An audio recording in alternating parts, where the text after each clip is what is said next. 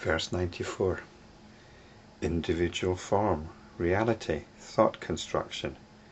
These are only a mental disturbance. Transcending all this, my sons will walk where there is no discrimination. In verse 92 it spoke of those who are born of the Buddha. So I think it might be nice to be less gender specific here and talk about those who are born of the Buddha will walk where there is no discrimination.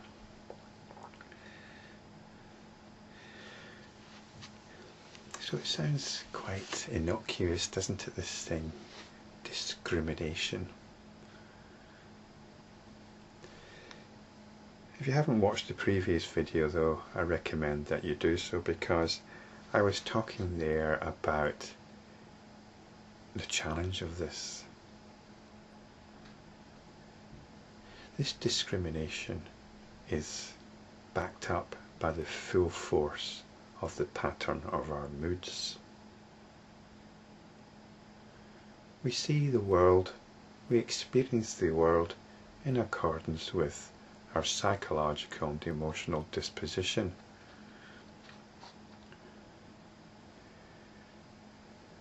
Sometimes called here habit energy, but I would call it mood habits or mood habit energy. How we experience the world right now is actually characterized by our mood. We might experience the world differently after a nice meal.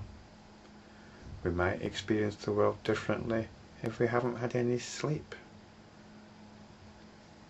You can think of hundreds of examples, I'm sure.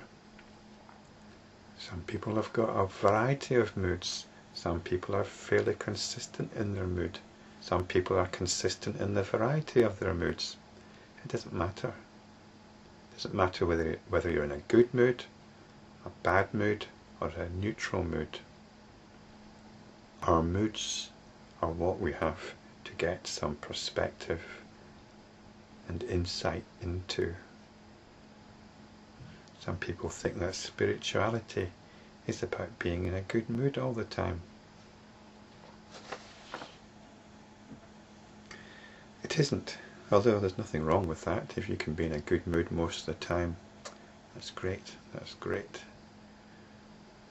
And you can go to some nice retreat centres, do a meditation retreat perhaps, where everybody's in a relatively good mood for most of the time. Not always, but you can get yourself into a very good mood, which might even last for a few days after coming back from it into your ordinary life. It's very nice to have these retreat centres, and they can be a saving grace along the way. But really, we want an opportunity to examine our moods, not in the light of any kind of self-judgment or self-fantasy or wish fulfillment or anything.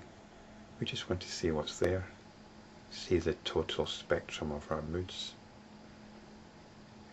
The trouble is, are we looking at our moods from the point of view of another mood?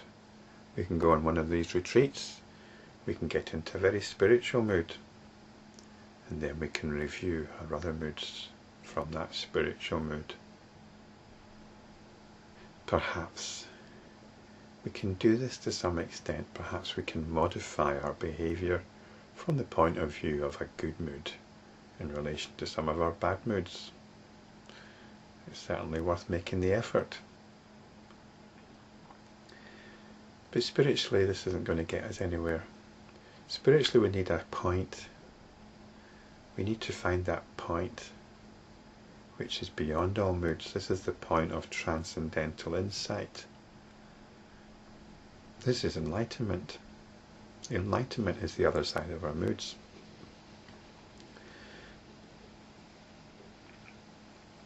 Now, enlightenment is not some distant peak. that you'll reach after you've sorted everything out, after you've tamed your mind and all the rest of it. Enlightenment can happen anytime when there is no mental disturbance. Individual form, reality, thought construction. This is what the mind does. It distinguishes something from everything else. In doing so, it gives that thing a reality. And the thought construction will be the emotional connection with that reality. This is the ongoing tendency of the mind to find patterns and to get involved with stories around these patterns. And along with these stories, when you enter into these stories, it takes on a sense of reality. Whether it's a dream, whether it's a drama, or whether it's ordinary life.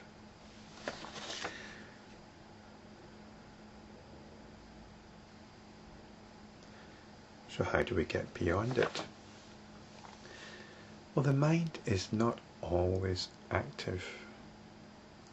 It's active during sleep, it's active during wakefulness, but there are actually times where the mind is still. And this is what it's good to remember, to see if you can remember such a time, because this is what the Buddha did on the evening of his enlightenment under the Bodhi tree. He actually remembered a time where his mind was spontaneously quiet and he experienced things as they are. Although he didn't realize that at the time, he was only a teenager sitting under another tree watching his father ploughing the field. But that was the point he remembered. That was the point where he saw the secret to his own enlightenment. Now forget stories of past lives, please. Forget the stories of the Buddha as a bodhisattva practicing austerities and all the perfections over past lives. Because that just cuts us off from all possibilities of realization. You might as well just give up now if you subscribe to that story. If you read the experience of the Buddha as a teenager sitting under the tree, it's something that we should be able to relate to ourselves. There's a good chance we've had some experience like that ourselves in our own lives. It's just that it doesn't come with any fireworks. There's no assembly of celestial beings dropping flower petals on us, celebrating our enlightenment. It's a very quiet moment. It's a very quiet moment when the mind is still. It could be happening when you're listening to a piece of music. It could be happening when you're on holiday, lying on the beach, with a sun hat pulled over your head. It could happen when you're sitting in a garden or in a park.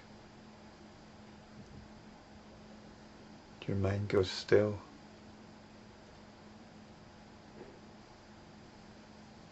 There's something there, there's a sense of something, but you're not thinking about it. Because if you start thinking about it, you've lost it.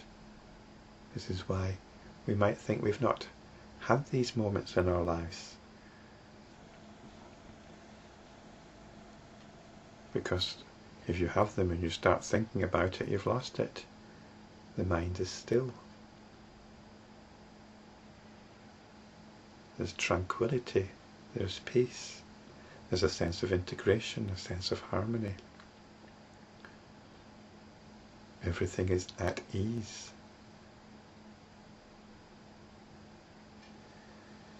We are not being dominated by a particular mood at this point. We're on the other side of our moods.